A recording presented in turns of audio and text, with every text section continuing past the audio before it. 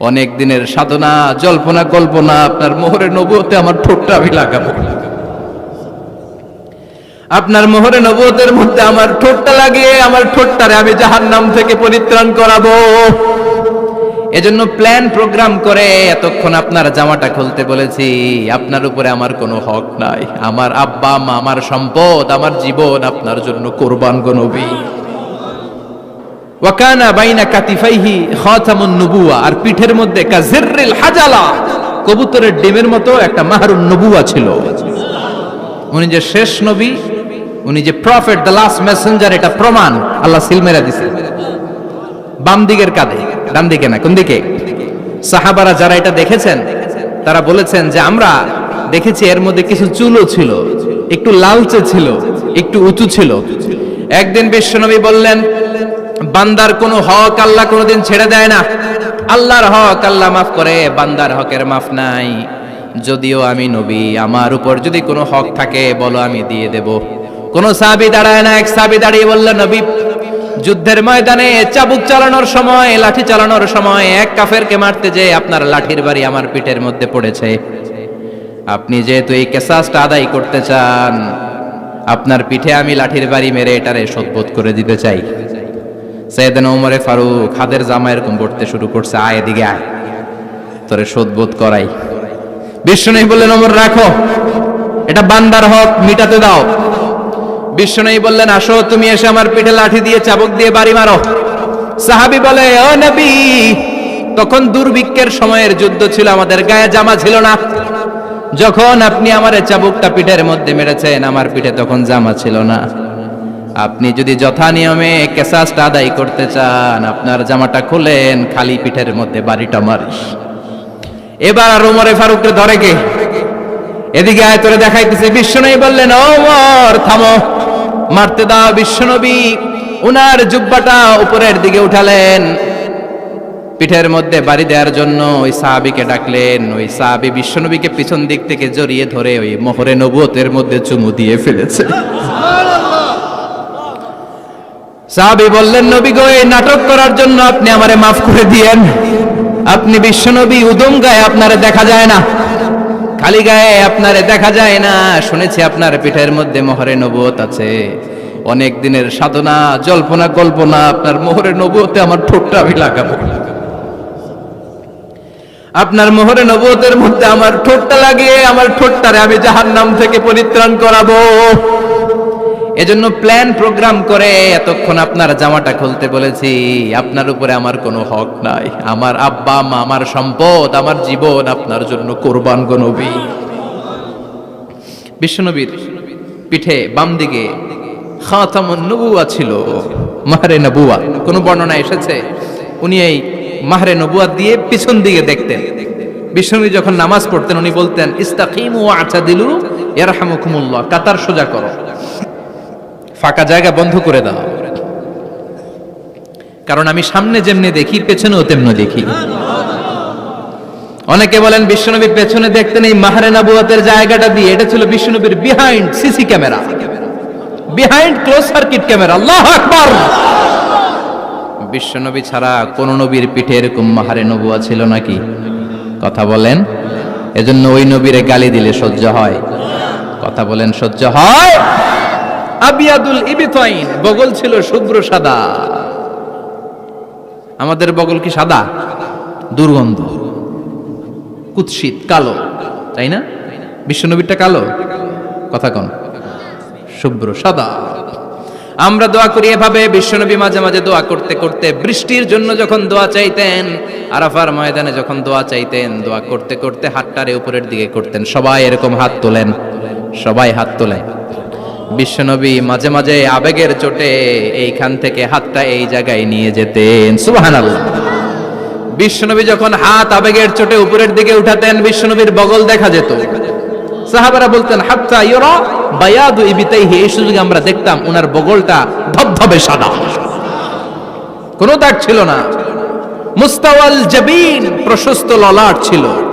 আসাম্মুল আনফ, খাড়া নাক ছিল। বিশ্বনবীর নাক কিন্তু বোচা ছিল না। এরকম চ্যাপটা নাকরে আপনারা কোম্পানিগঞ্জে কি বলেন? চাকমা। কি নাক? হ্যাঁ, বুসা,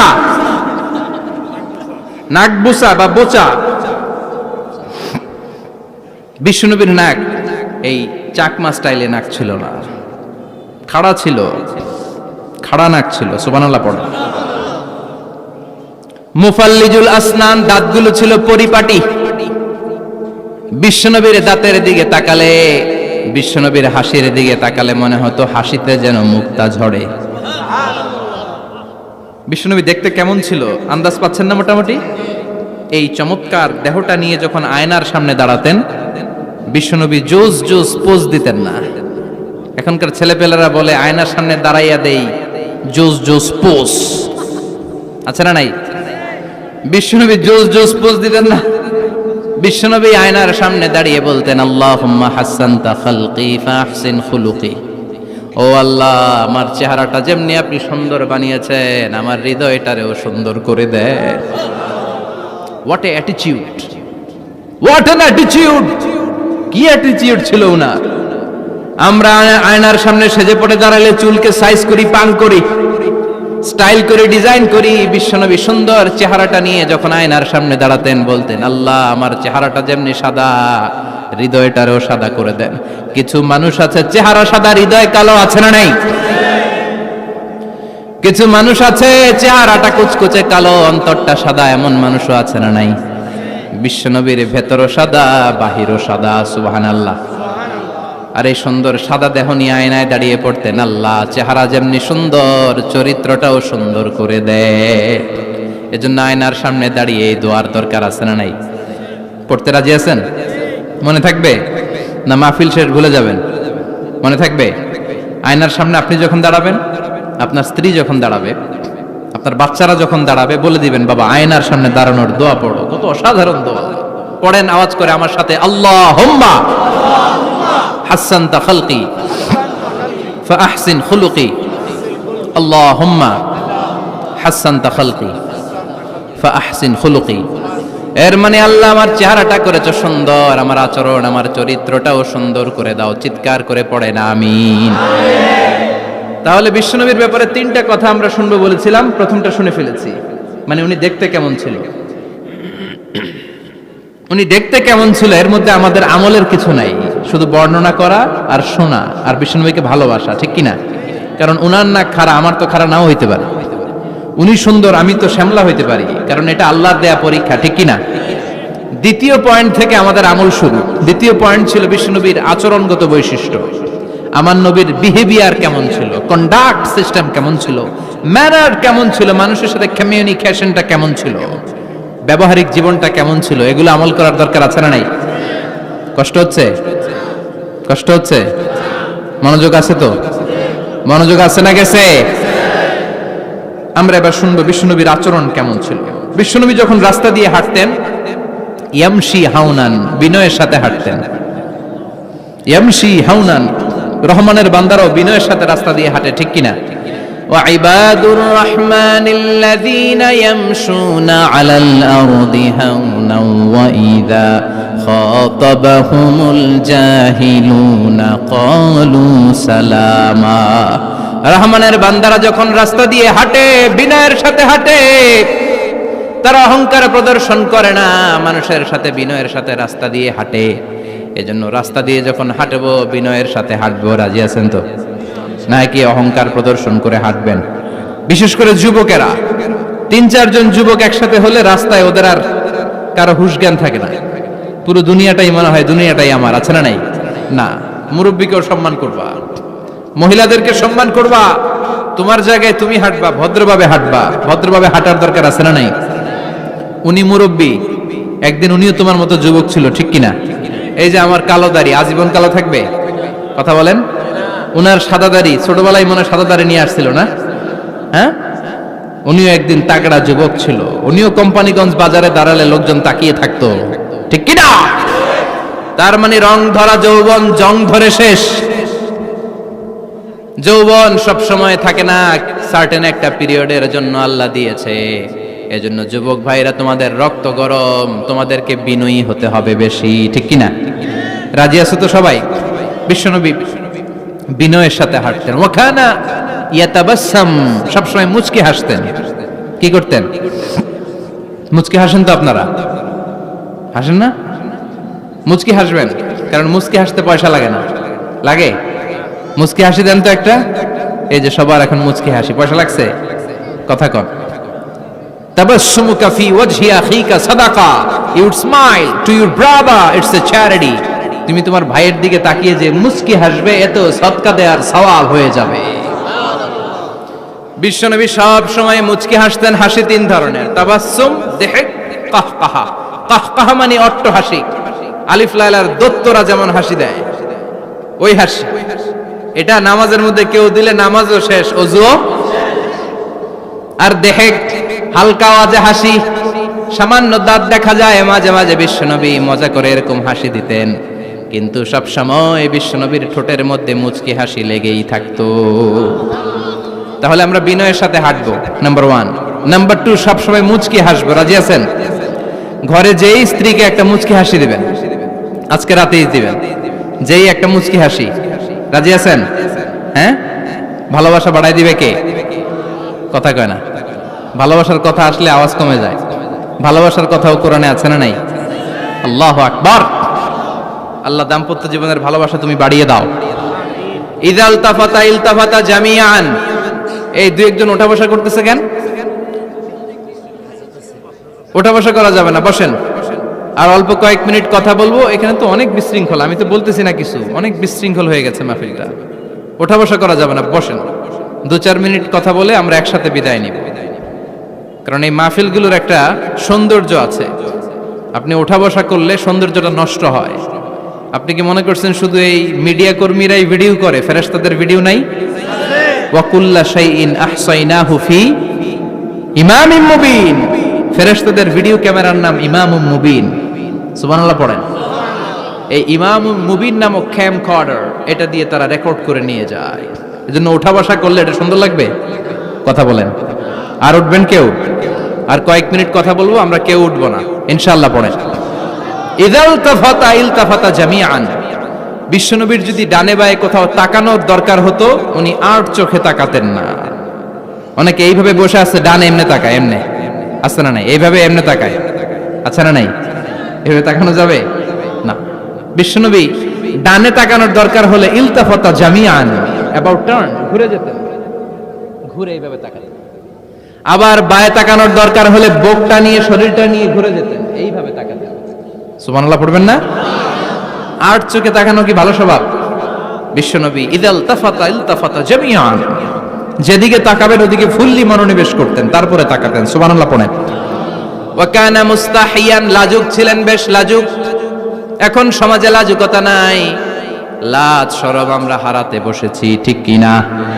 বিশ্বনবী আসাদ্দু হায়াআন মিনাল আযরা ফি খিদরিহা, যেই মেয়েদের বিয়ে হয় নাই, এমন ভার্জিন নারী, কুমারী নারী যারা পর্দার ভেতরে অনেক লাজুক হয়ে বসে থাকে, বিশ্বনবী পর্দার আড়ালের ওই কুমারী নারীদের চাইতেও বেশি লাজুক ছিলেন। এত লাজুক ছিলেন, এত লাজুক ছিলেন, লজ্জা পেলে চেহারাটা বিশ্বনবী লাল হয়ে যেত। ছোট্টবেলায় হালিমাতুস সাদিয়ার বাড়িতে যখন দুধ খেতে গিয়েছিলেন, বিশ্বনবীর দুধমা হালিমাতুস সাদিয়া বলে, এই কুরাইশি মোহাম্মদ ছেলেটাকে কখনো কাঁদতে দেখি নাই। ক্ষুধা লাগলেও কাঁদে না, ব্যথা পেলেও কাঁদে না, শুধু লজ্জাস্থানের জায়গা থেকে কাপড়টা একটু সরে গেলে ছোট্ট মোহাম্মদ চিৎকার দিয়ে ওঠে। কি বুঝে সে? ক্ষুধা লাগলেও কাঁদতো না, ব্যথা পেলেও কাঁদতো না, লজ্জাস্থানের জায়গা থেকে কাপড় সরে গেলে বিশ্বনবী চিৎকার দিয়ে উঠতেন। সুবহানাল্লাহ পড়েন। এজন্য লজ্জা শরমের দরকার আছে না নাই? ইযা লাম তাস্তাহি ফাসনা মা শি'তা, যদি লজ্জা শরম না থাকে যা মন চায় তাই করতে পারো। এটা আমাদের বাংলাদেশে ব্যাপক। লাজ শরম কিচ্ছু নাই, যে যেটার যোগ্য না সে সেইটা করতে যায়, ঠিক কি না? এই যে হিরো আলমের মনোনয়ন নিয়ে টানাটানি, কোনো লজ্জা শরম আছে? আমার যোগ্যতা থাকতে হবে না? আমাকে রাজনীতি জানতে হবে না?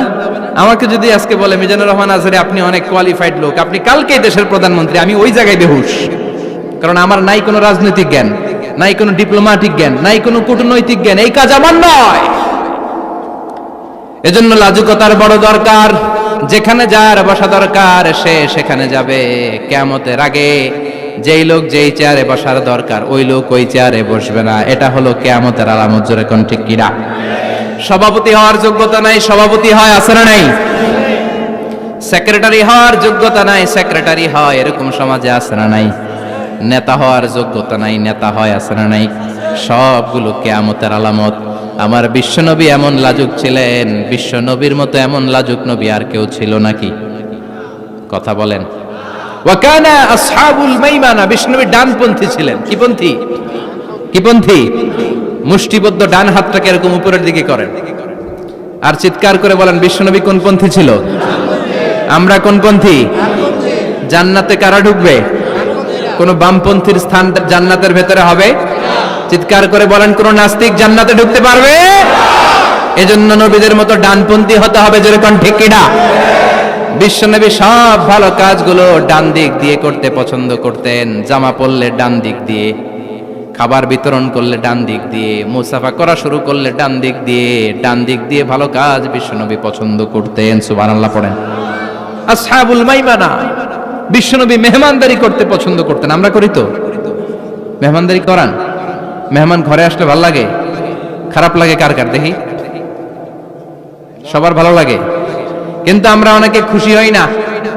মেহমান আসলে নাখোশ হই, নিজেই খাইতে পাই না। মেহমান আইছে কে?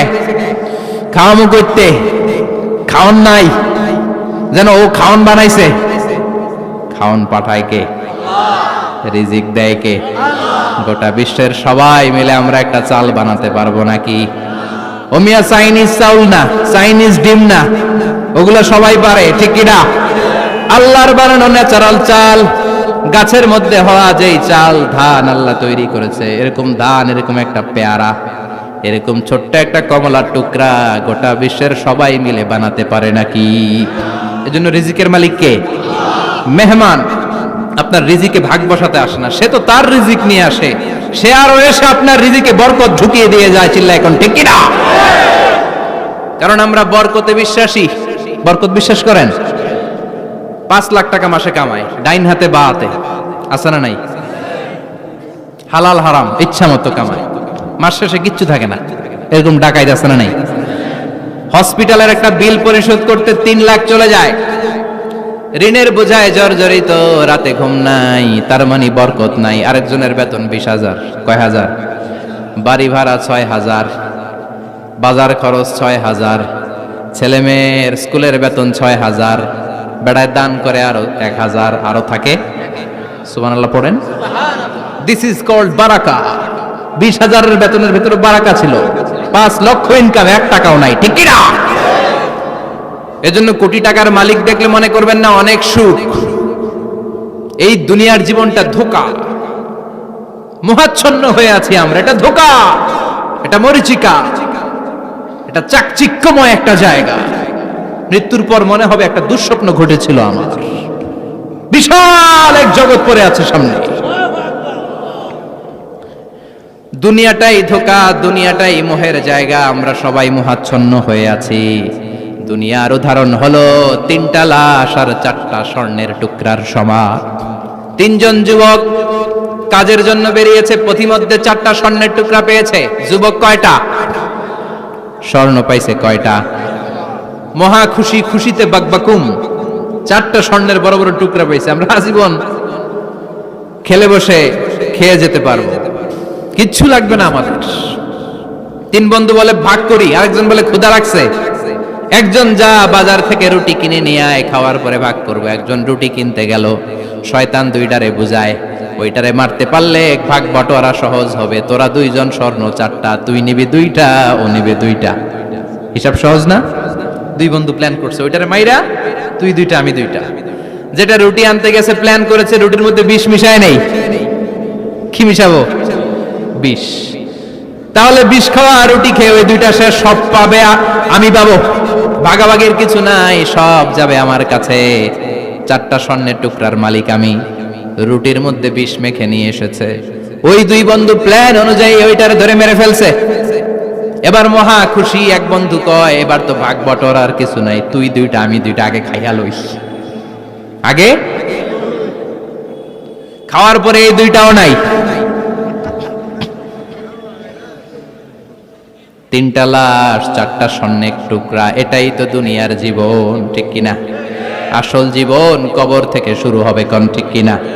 একদিন মাটির ভেতরে হবে ঘর রে মন আমার, কেন বাঁধো দালান ঘর রে মন আমার, কেন বাঁধো দালান ঘর, ঠিক কিনা? দুনিয়ার জীবন আসল জীবন না, এটা মরিচিকা, এটা ধোঁকা, এটা মোহ, এটা শয়তানের চাকচিক্য। আসল জীবন কবরের জীবন, আসল জীবন সামনে পড়ে আছে, জন্য বরকতে বিশ্বাস করি আমরা, ঠিক কিনা? ল্যান্ড ক্রুজার দাপিয়ে বেড়ায়, বড় বড় টাওয়ারের মালিক, অনেক সম্পদের মালিক, এটা দেখেই মনে করবেন না অনেক সুখে আছে, ঘরে যেয়ে দেখেন কোনো সুখ নাই, ঠিক কিনা? সাধারণত টাকা যার বেশি দুঃখ তার বেশি, টাকা যার কম সুখ তার বেশি। সুবহানাল্লাহ পড়েন। আল কানাআতু মিনাল ইসলাম। এজন্য আমার শ্রমিক ভাইয়েরা, আপনাদের এক পা জান্নাতে এমনিই ঢুকে আছে। নামাজ পড়বেন, মা বাবার খেদমত করবেন, ইসলামের নিয়মগুলো মানবেন, দ্বিতীয় পাটাও জান্নাতে ঢুকায় দিবে কে? আর যারা কোটি কোটি টাকার পাহাড় বানিয়েছে, ওদের হিসাবের ফিরিস্তি অনেক বড়। বিশাল বাড়ির মালিক, ল্যান্ড ক্রুজার চালায়, সাব্রোলেট চালায়, পোরশে, ফারারে, ল্যাম্বরগিনি চালায়, আছে না নাই? ঘরে সুখ নাই, রাতে ঘুম নাই, টেনশন আর টেনশন, 4টা ট্যাবলেট খেয়ে আধা ঘন্টা ঘুমাতে পারে না, এরকম ধনী আছে না নাই? সব ধনীরা আবার এক পাল্লায় মাইপেন না। হালাল পন্থায় মাথার ঘাম পায়ে ফেলে যেই ধনী ব্যবসায়ীরা বড়লোক হয়েছে, ওদের ঘরে ঠিকই শান্তি আছে। তার মানে টাকা যার বেশি, অসুখ তার বেশি, কিচ্ছু খেতে পারে না। দেখবেন ধনীদের খাবারের ডায়েটে থাকে ভেজিটেবলস আইটেম, ঠিক কিনা? এমনি হজম হয় না, আবার ডাক্তারের কাছে গেলে বলে কিচ্ছু খাবেন না, খালি ঘাস খাবেন। কি খাবেন? মানে ভেজিটেবল খাবেন, সবজি খাবেন তো সুস্থ থাকবেন, আছে না নাই? ঘুম নাই, শান্তি নাই। এই যে কোম্পানিগঞ্জ বাজারের যারা কুলি মজুর শ্রমিক, এদের ঘুমে ঝামেলা আছে, কথা বলেন। ধনী পয়সাওয়ালা কোটিপতি, সে ঘুমের ট্যাবলেট খায়, ঘুমের জন্য যে ট্যাবলেট লাগে রিকশাওয়ালা ওইটাই জানে না, ঠিক কিনা? 1000 কোটি টাকার মালিক হলে বাড়ি কিনা যায়, গাড়ি কিনা যায়, সুখ কিনা যায় না। কোম্পানিগঞ্জ বাজারে সুখ বিক্রি হয় এমন দোকান আছে নাকি? কথা কন, একটাও নাই। কি করলেন আপনারা? সুখের দোকান দিতে পারলেন না? কি আজীব তামাশা! টাকা দিয়ে সুখ কিনা যায় না, গাড়ি কিনা যায়, বাড়ি কিনা যায়, কিন্তু সুখ নো ওয়ে, কেনা যায় না। টাকা হলে জাজিম কিনা যায়, বালিশ কিনা যায়, ঘুম কিনা যায় না। ঘুম কিনা যায়? ফার্মেসিতে ডাক্তারের কাছে যে যদি বলেন 2000 টাকার ঘুম দেন, দিবে? ডাক্তার কি বলবে? দূর মিয়া, আমারই ঘুম আসে না, তোমারে আমি ঘুম বিক্রি করুম, আছে না নাই? শ্রমিক ভাই, রিকশাওয়ালাদের ঘুমের ঝামেলা নাই, যেখানে রাই তো ওইখানেই, যেখানে রাই তো ওইখানেই কাই। ওর মাথা লাগতে দেরি বিছানায়, নাক ডাকতে দেরি হয়, ওর নাকের ডাকের আওয়াজে ট্রাকের ইঞ্জিনও ফেল, ঠিক কিনা? এজন্য আমরা বরকতে বিশ্বাসী। অল্প খাবো, অল্প পড়বো, অল্প জমাবো, অল্পের ভেতর বরকত দিয়েছে কে? এজন্য মেহমান আসলে বিশ্বনবী খুশি হতেন, আমরাও মেহমান আসলে খুশি হব। রাজি আছি না নাই? সবাই রাজি? মেহমানদারি করাবেন তো? এরপরে বিশ্বনবী ইনসাফ করতেন। কি করতেন? ইনসাফ করতেন। বিচার করার সময় বিশ্বনবী ইনসাফ করতেন। গোটা বিশ্বকে ইনসাফ শিখিয়েছেন বিশ্বনবী। আমাদের দেশেও তো ইনসাফ হয় না? হাইকোর্টে, সুপ্রিম কোর্টে, গ্রাম্য সালিশে আছে, আছে। আহা, আহকামুল হাকিমিনের দরবারে সবগুলো বিচার আবার বসবে। চিল্লায় বলেন ঠিক কিনা? ও মিয়া, দুনিয়াতে বিচারপতি বিচারের রায় দেয়, ওই বিচারপতিরও বিচার আছে না নাই? সবচেয়ে বড় বিচারপতির নাম কি? বিশ্বনবী ইনসাফ করে গোটা বিশ্বকে দেখিয়ে গেলেন কেমন করে বিচার করতে হয়। বিশ্বনবীর কাছে কখনো বিচার আসলে বিশ্বনবী দুই পক্ষের কথা শুনে রায় দিতেন। পড়েন সুবহানাল্লাহ। সব সময় দুই পক্ষের কথা শুনে রায়। এখন কি দুই পক্ষকে সমান প্রিভিলেজ দেয়া হয়? কথা বলেন। কারণ কোরআন দিয়ে বিচার হয় না। কোরআন দিয়ে বিচার হোক আমরা চাই কি চাই না? আমার সংসদ ভবনের ভেতরে কোরআনের আইন দিয়ে সংসদ ভবন কায়েম হোক আমরা চাই কি চাই না?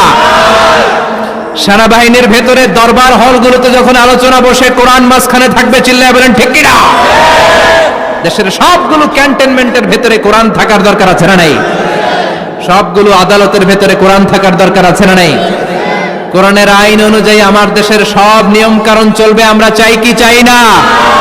এই কোরআনের আইনের বিরুদ্ধে যদি কোনো আইন পাশ করা হয়, আমরা ওই আইনের বিরুদ্ধে চিৎকার করে বলেন ঠিক কি না? আমরা এই কোরআনের জন্য সব বাজি রাখতে রাজি আছি, আমরা জীবন বাজি রাখতে রাজি আছি, আমরা দেহের তাজা রক্ত বিলিয়ে দিতে রাজি আছি, জোরে বলেন ঠিক কি না? কোরআনের জন্য কে কে ময়দানে থাকতে রাজি আছেন হাত উঁচু করে আল্লাহর দেখা।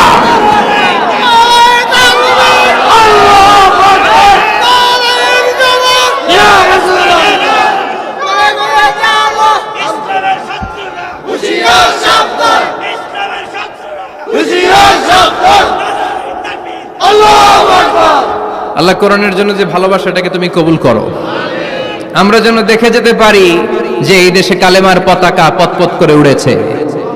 আমরা যারা ইসলামের পক্ষে, এটাই আমাদের অপরাধ। আমরা ইসলামকে একটা বিজয়ী শক্তি হিসেবে দেখতে চাই, আমরা ইসলামকে পার্লামেন্টের ভেতরে দেখতে চাই, আমরা কালিমার পতাকা পতপত করে উঠছে এটা দেখে যেতে মরতে চাই। চিল্লায় বলেন ঠিক কিনা?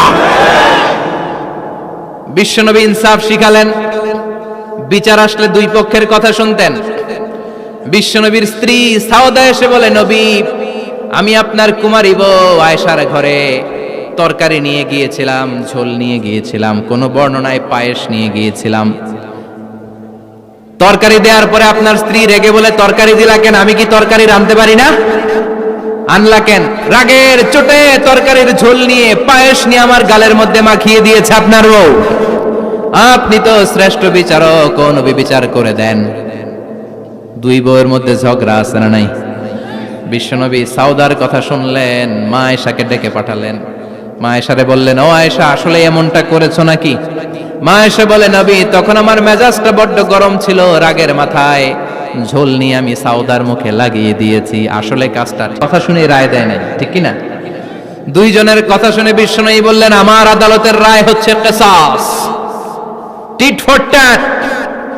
যেমন করেছো তেমন, ঘুষি মারলে ঘুষি, গুতা মারলে গুতা, ঠেলা মারলে ঠেলা, আচ্ছা না নাই? সাউদাকে যেমনি তুমি পায়েস মাখিয়ে দিয়েছ, সাউদাও পায়েসের বাটি থেকে কিছু পায়েস নিয়ে আয়েশার গালে মাখো। সুবহানাল্লাহ পড়েন। সাউদাও বিশ্বনবীর রায় অনুযায়ী বাটি থেকে পায়েসের ঝোল নিয়ে মা আয়েশার গালের মধ্যে মেখে দিলেন। মা আয়েশা কি আর করবেন, হেসে দিলেন। সাইয়েদাতুনা সাউদাও হাসলেন, বিশ্বনবীও হাসলেন। আরশের উপর থেকে খুশি হয়ে গেল কে? এজন্য কোরআন দিয়ে যদি, কোরআনের নিয়ম দিয়ে যদি, বিশ্বনবীর শেখানো পন্থায় যদি বিচার হয়, ওই বিচারের মধ্যে ইনসাফ থাকবে, জুলুম থাকবে না। ওই বিচারের মধ্যে কোনো স্কাইপি কেলেঙ্কারি হবে না। আমাদের টেলিফোনের ফোনালাপ ফাঁস হয়ে যায়, স্কাইপি ফাঁস হয়ে যায়, অনেক ঝামেলা হয়ে যায়, আছে না নাই? এরপরেও জনগণের চোখ খোলে না। আল্লাহ তুমি চোখ খোলার তৌফিক দাও, সহি সমঝ দান করো, পড়ে না আমিন। বিশ্বনবী ইনসাফ করতেন। বনু মাখজুমিয়া গোত্রের এক মহিলা চুরিতে ধরা পড়ল। কিসে ধরা পড়ল? কথা বলেন। চুরিতে। চুরি করলে নিয়ম কি? লাউ চুরি করলে, আম চুরি করলে, কলা চুরি করলে হাত কাটা যাবে না, এটা বড় চুরি। সুবহানাল্লাহ। উমরে ফারুক বলেছেন, দুর্ভিক্ষের বছর কেউ যদি চুরি করে তার হাত কেটে দেয়া যাবে না, কারণ এটা অভাবের চুরি, এটা স্বভাবের চুরি না, ঠিক কি না? ঘরে খাবার নাই, পেটে দানা পানি নাই, লাউ চুরি করছে, মুরগি চুরি করছে, এই চোরের হাত কেটে দিও না, কারণ সে ক্ষুধার্ত, পেটে খাবার আছে, গায়ে জামা আছে, সমাজে সম্মান আছে, তারপরেও পুরো দেশটা খেয়ে ফেলতে চায়, এরকম ডাকাত আছে না নাই? দেশের টাকা পাচার করে, ব্ল্যাক মানি করে, এরকম ডাকাত আছে না নাই? ঘুষ খেতে খেতে পেটটা এরকম হাতির মতো মোটা করেছে, এরকম ডাকাত আছে না নাই? দেশের সবকিছু লুণ্ঠন করে, এরকম আছে না নাই? এই ডাকাতদের হাত কাটার মধ্য দিয়ে হাত কাটার প্রোগ্রাম শুরু করতে হবে। এরকম একটা ডাকাতের হাত কেটে যদি দেশের গভর্নমেন্ট বাইতুল মোকাররমে জুমার নামাজের সামনে লাইভ সম্প্রচার করে, সারা বাংলাদেশের 18 কোটি মানুষ যদি দেখে, আর কেউ চুরি করবে? চুরি করার আগে 3 বার লাভ দিবে, যেরকম ঠিক কিনা? বনু মাখজুমিয়া গোত্রের এক নারী চুরিতে ধরা পড়ল। ভেরি প্রেস্টিজিয়াস এন্ড ডিগনিফাইড ফ্যামিলির মেয়ে, এলাকায় সম্ভ্রান্ত কিছু ফ্যামিলি থাকে না, এরকম বড় ফ্যামিলির মেয়ে। সব সাহাবারা বলল, এখন যদি নবী হাত কেটে দেয় মদিনাতে তো মারামারি হবে। ওসামা বিন যায়েদকে বলল, ওসামা তুমি বিশ্বনবীর সবচেয়ে প্রিয় পাত্র, হুব্বু রাসূলিল্লাহ, তুমি যাও বিশ্বনবীরে বলো হাত যেন কেটে না দেয়। ওসামা যে বলে, নবী গো, সব সাহাবারা বলেছে এই মেয়ের হাত কাটলে মদিনায় ঝামেলা হবে, হাত কেটে দিয়েন না। এই কথা শুনে বিশ্বনবীর চেহারাটারে লাল করে দিল কে? বিশ্বনবী বললেন, ওসামা কোত্থেকে এত বড় স্পর্ধা পেলি রে তুই ওসামা? এই আইনটা তো আমি বানাই নাই, আরশের উপর থেকে এই আইনটা নাজিল করেছে কে? السارق والسارقة فاقطعوا أيديهما جزاء بما كسبا نكالا من الله والله عزيز حكيم. سبحان الله. পড়েন, if anyone steal something very precious from the society, from house, the government should cut down his right hand. দামি কিছু চুরি করলে গভর্নমেন্ট কাটবে, আমরা কাটতে পারবো? এটা সরকারের কাজ, সরকার ডান হাত কেটে দিবে। ওসামা, এটা আল্লাহর আইন। কেমন করে আল্লাহর আইনে তুমি সুপারিশ করতে আসো? কোন বানু মাখজুমিয়া গোত্রের মেয়ে? ওই মেয়ে তো দূরের কথা, আমার কলিজার টুকরা ফাতেমাও যদি চুরি করে, আমি রামদানিয়ে ফাতেমার ডান হাতটা এক কোপ দিয়ে কেটে দিতে এক মুহূর্ত দেরি করব না রে ওসামা। জাস্টিস, ইনসাফ শিখে নাও। কেমন করে প্রতিষ্ঠা করেছে বিশ্বনবী, চিৎকার করে বলেন ঠিক কি না? এগুলো হচ্ছে বিশ্বনবীর অভ্যাস, আচরণ। বিশ্বনবী ধীরস্থির ভাবে কথা বলতেন, তাড়াহুড়ো করতেন না। সাহাবারা বলতেন, বিশ্বনবী যখন কথা বলতেন প্রতিটা শব্দ আলাদা করা যেত, প্রতিটা অক্ষর আলাদা করা যেত। আল্লাহু আকবার। আবার জরুরি কোনো কথা যখন বিশ্বনবী বলতেন, ওইটাকে 3 বার বিশ্বনবী রিপিট করতেন। কয়বার? কারণ জরুরি। কারণ কি? যেন না ভুলে যায়, ভুল যেন না হয়, 3 বার বলতেন। বিশ্বনবী একবার তাকওয়া নিয়ে ওয়াজ করতেছিলেন আর বলছিলেন, তাকওয়া হা হুনা হা হুনা হা হুনা, তাকওয়া এইখানে এইখানে এইখানে। কয়বার বললেন? কারণ তাকওয়ার ওয়াজ কি কম গুরুত্বপূর্ণ নাকি বেশি গুরুত্বপূর্ণ? তাকওয়া মানে কার ভয়? যাদের হৃদয়ে আছে আল্লাহর ভয়, তারা কবু পথ ভুলে যায় না। আল্লাহর প্রেম ছাড়া এই দুনিয়ায় কারো কাছে কোনো কিছু চায় না, ঠিক কি না? যাদের হৃদয়ে আছে আল্লাহর ভয়, তারা কবু পথ ভুলে যায় না। আল্লাহর প্রেম ছাড়া এই দুনিয়ায় কারো কাছে কোনো কিছু চায় না। রাতের আধারে যারা সেজদাতে রয়, দু চোখের শ্রুতে নদী যেন বয়। রাতের আধারে যারা সেজদাতে রয়, দু চোখের শ্রুতে নদী যেন বয়। ছলনার হাতছানি যতই ডাকুক, ছলনার হাতছানি যতই ডাকুক, পেছনে ফিরেও সে তাকায় না। যাদের হৃদয়ে আছে আল্লাহর ভয়, তারা কবু পথ ভুলে যায় না। আল্লাহর প্রেম ছাড়া এই দুনিয়া কারো কাছে কোনো কিছু চায় না। চিৎকার করে বলেন ঠিক কি না? তাকওয়ার ওয়াজ করলেন, তাকওয়া মানে আল্লাহর ভয়। বিশ্বনবী বললেন, তাকওয়া হা হুনা, তাকওয়া হা হুনা, তাকওয়া হা হুনা। তাকওয়া এই জায়গায়, তাকওয়া এই জায়গায়, তাকওয়া এই জায়গায়। যেহেতু এটা গুরুত্বপূর্ণ, বিশ্বনবী 3 বার ইঙ্গিত করে বলেছেন। সুবহানাল্লাহ। বিশ্বনবী বলেন না তাকওয়া হা হুনা, তাকওয়া এইটা। বলেন না তাকওয়া হা হুনা, তাকওয়া এইটা। বলেন না তাকওয়া হা হুনা, তাকওয়া এইটা। জুব্বায় তাকওয়া, দাড়িতে তাকওয়া, টুপিতে তাকওয়া বলে নাই। তাকওয়ার আসল জায়গা হলো হৃদয়। এজন্য যাদের হৃদয়ে আল্লাহর ভয় আছে, তারা কোনোদিন পথ হারাতে পারে। তাদেরকে সিরাতুল মুস্তাকিমের উপর দায়েম রাখে কে? কি সুন্দর অভ্যাস ছিল বিশ্বনবীর, মানার দরকার আছে না নাই? বিশ্বনবীর আরেকটা অভ্যাস ছিল, বাসি খাবার খেতেন না, জানেন? বাসি খেতেন না, অল্প খেতেন, কিন্তু যেটা খেতেন ভালোটা খেতেন। অল্প খেতেন কিন্তু যেটা খেতেন ভালো খেতেন। মধু খেতে পছন্দ করতেন, কিন্তু মধুর মধ্যে দুর্গন্ধওয়ালা একটা মধু আছে না, মাগাফির, বুখারীতে লম্বা ঘটনা, ওইদিকে যাব না। এই মাগাফিরের মধু উনি খেতে চাইতেন না। ভালো সুগন্ধিওয়ালা মধু তিনি বিশ্বনবী খেতে পছন্দ করতেন। বিশ্বনবীর খাবারের তালিকায় সবচেয়ে পছন্দনীয় তালিকায় ছিল এই মধু। মধু খেতেন, দুধ খেতেন, খেজুর খেতেন, জব খেতেন, বার্লি খেতেন, ছাগলের বাজুর মাংস খেতে পছন্দ করতেন, সিনার মাংস। সুবহানাল্লাহ কইবেন না? What a choice! কি চয়েস ছিল বিশ্বনবী! বাজুর মাংস খেতেন। বিশ্বনবী লাউ খেতে পছন্দ করতেন, লাউ। রুম্মান ফল খেতে পছন্দ করতেন, রুম্মান মানে ডালিম। রুম্মান মানে কি? ডালিম খেতে পছন্দ করতেন। মাশরুম খেতে পছন্দ করতেন। সুবহানাল্লাহ পড়েন। মাশরুমের স্যুপ পাওয়া যায় না রেস্টুরেন্টে? বিশ্বনবী বলতেন, আল কামআতু মিনাল মান্নি ওয়া মাউহা শিফাউন লিল আইন। এই কামআহ মানে মাশরুম, ব্যাঙের ছাতা, এটা হলো মান্না সালোয়ার মতো দামি খাবার। আর এই মাশরুমের স্যুপ চোখের জন্য মহৌষধ। যাদের রাত কানা দিন কানা আছে, মাশরুমের স্যুপ খান, চোখ ভালো করে দিবে কে?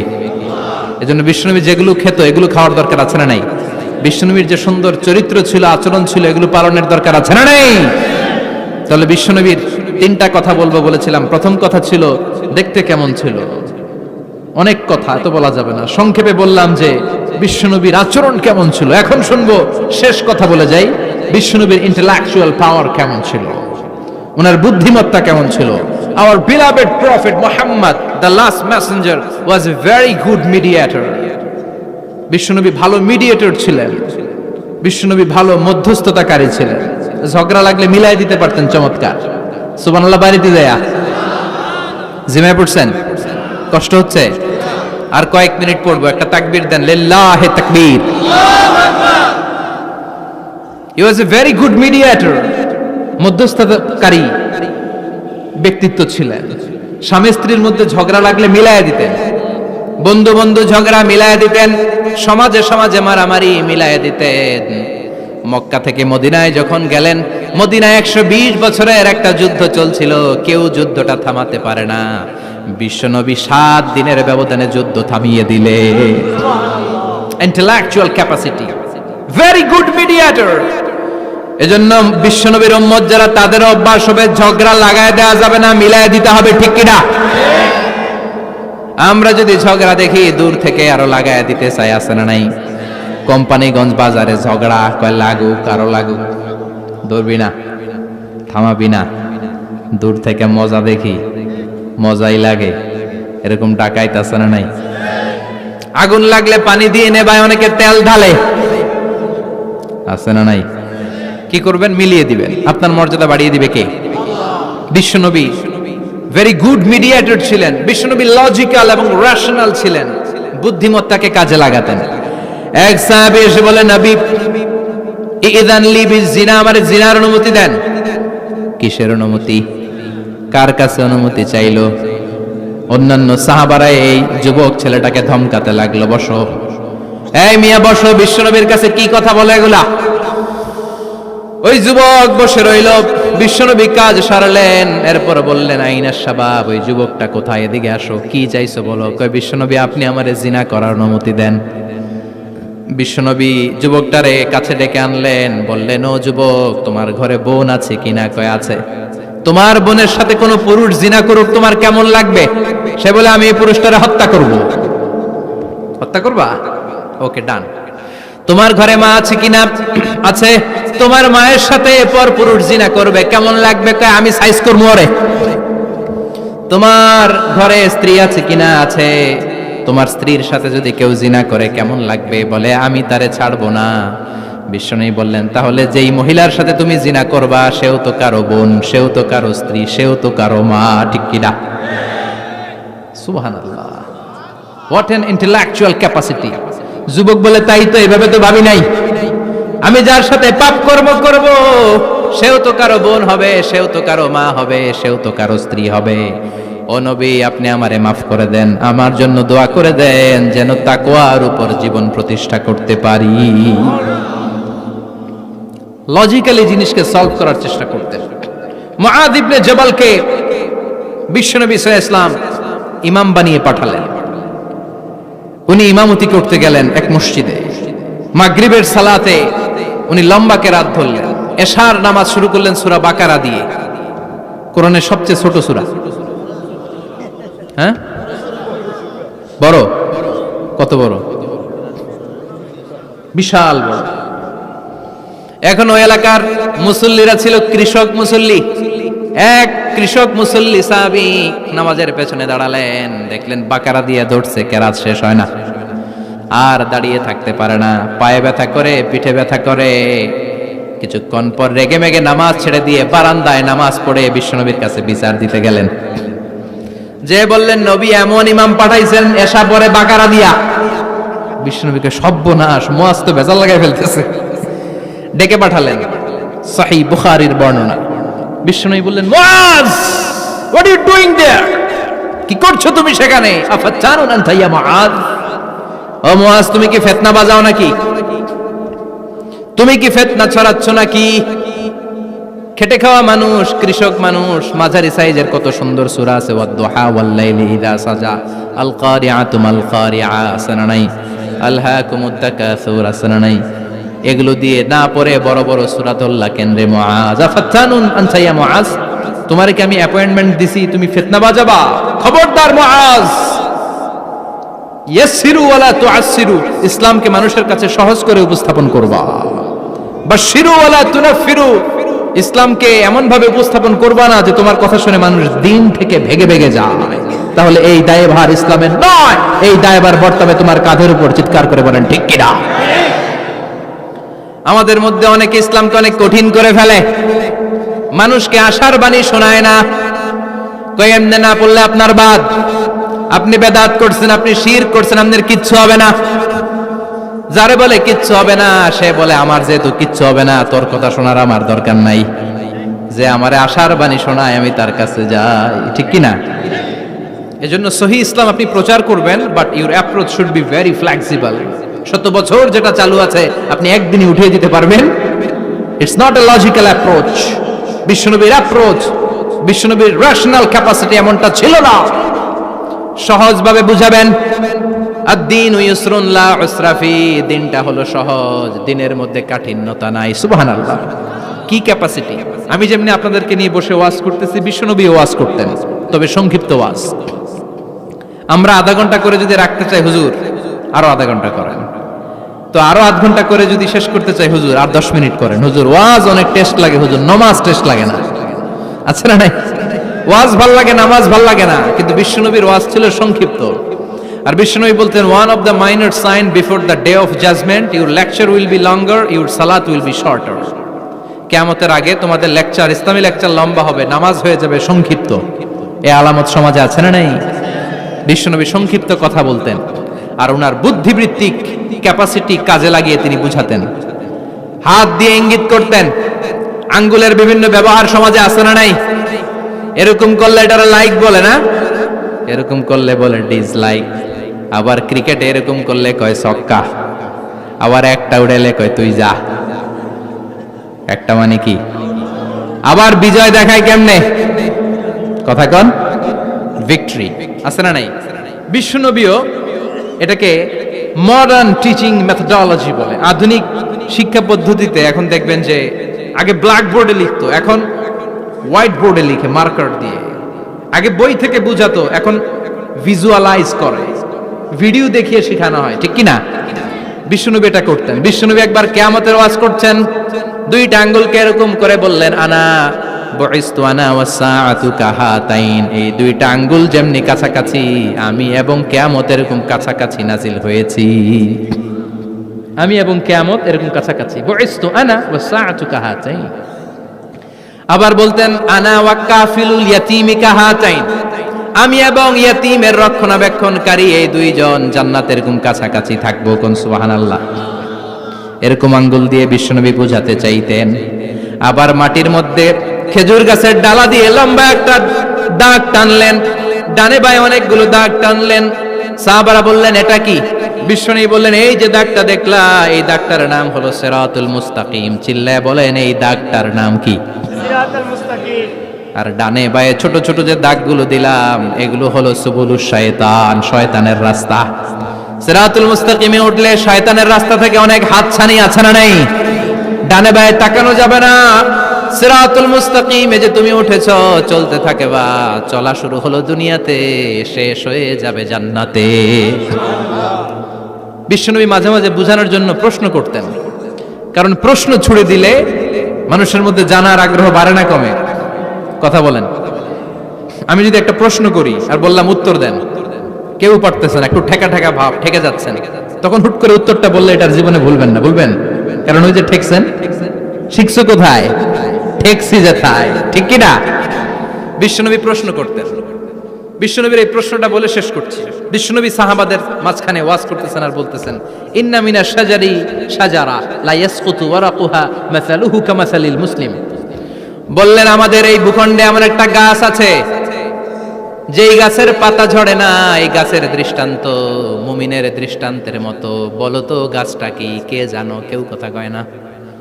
কি গাছ? কি গাছ? কেউ কথা কয় না, কেউ বলতে পারে না। কেউ বলে শাজারাতুল বাওয়াদি, ওই ক্যাকটাস গাছ, পাহাড়ি গাছ, ওই গাছ, সেই গাছ, কেউ বলতে পারে না। বিশ্বনবী বললেন, কেউ পারো নাই? সঠিকটা শুনে নাও, ইন্নাহা নাখলা, এটা খেজুর গাছ। সুবহানাল্লাহ পড়েন। সাহাবীরা ভাবছে এটা তো ঘরের পাশে আছে, এটা মনে কয় নাই। সব ঘরের চিপায় আরব দেশে খেজুর গাছ, সাহাবারা ভাবছে এটা তো ঘরের গাছ, এটা মনে হয় জিজ্ঞেস করে না, এজন্য দূরে দূরে চিন্তা করছে। কোন সুবহানাল্লাহ। সব সাহাবীরা বাড়িতে ফিরে গেলেন। ওমরে ফারুক, ওনার ছেলে আব্দুল্লাহ ইবনে ওমরও গেল। আব্দুল্লাহ বলে, আব্বা, বিষ্ণুনবী যে জিজ্ঞেস করেছিল, বলো তো কোন গাছের পাতা ঝরে না, যেই গাছের দৃষ্টান্ত মুমিনের দৃষ্টান্তের মতো? আপনারা কেউ পারেন নাই, আমি কিন্তু জানতাম এটা খেজুর গাছ। ওমরে ফারুক বললেন, বেটা কইলি না কেন? কইতে পারলে নবীর সামনে আমার কলিজাটা এত বড় হয়ে যেত। আমার কলিজার টুকরা ছেলে পেড়েছে, কেউ পারে নাই। আব্দুল্লাহ বলে, বাপ চাচা আপনারা কেউ পারেন না, আমি কই কেমনে? শরম লাগছে, শরম। সুবহানাল্লাহ কইবেন না? QA session, questioning answering session করে বিশ্বনবী সাহাবাদেরকে শিখাতে চাইতেন। এজন্য এ নবী এমন নবী যে নবীর পুরো জীবনের প্রতিটি ইঞ্চি ইঞ্চি জায়গাতে আমাদের জন্য শিক্ষা আছে না নাই? এই শিক্ষাগুলো গ্রহণ করতে রাজি আছেন তো? যা শুনলাম আমল করতে রাজি আছেন তো? বিশ্বনবীর জীবনী গ্রন্থ বেশি বেশি স্টাডি করতে রাজি আছেন ইনশাআল্লাহ? 2-4 জন কইছে খালি। সবাই রাজি আছেন তো ইনশাআল্লাহ? যাদের ঘরে বিশ্বনবীর কোনো জীবনী নাই, বাংলা অনেক জীবনী গ্রন্থ পাওয়া যায়। কোম্পানিগঞ্জের ইসলামী যে লাইব্রেরিগুলো আছে, সেখান থেকে বিশ্বনবীর জীবনী গ্রন্থ কালেক্ট করে পড়বেন। বিশ্বনবীর জীবনী হচ্ছে আমাদের জন্য মডেল, ঠিক কি না? এবং এই মডেল অনুযায়ী যদি আমাদের জীবনকে আমরা সাজাতে পারি, জান্নাতের দুয়ারগুলো আমাদের জন্য খোলা রাখবে কে?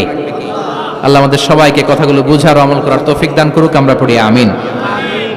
কেউ উঠবেন না। যতগুলো কথা বলেছি কোরআন সুন্নাহর আলোকে বলেছি, বানিয়ে কিছু বলি নাই। তারপরেও আমার মনের অজান্তে কোনো মিস ইনফরমেশন যদি আমার মুখ ফসকে বেরিয়ে যায়, সেগুলো যেন আল্লাহ তাআলা আপনাদের স্মৃতিপট থেকে মুছে দেয়। আমরা পড়ি আমিন। সত্য, সুন্দর, কল্যাণকর, হকের পক্ষে যা বললাম তার সবটুকুন আল্লাহ তাআলা প্রথমে আমাকে এবং আপনাদের সবাইকে আমলের তৌফিক দান করে। আমরা পড়ি আমিন। আপনারা সবাই ভালো থাকবেন, সুস্থ থাকবেন, সুন্দর থাকবেন, কোরআনের সাথে থাকবেন। সুবহানাকাল্লাহুম্মা বিহামদিকা আশহাদু আল্লা ইলাহা ইল্লা আনতা আস্তাগফিরুকা ওয়া আতুবু ইলাইক।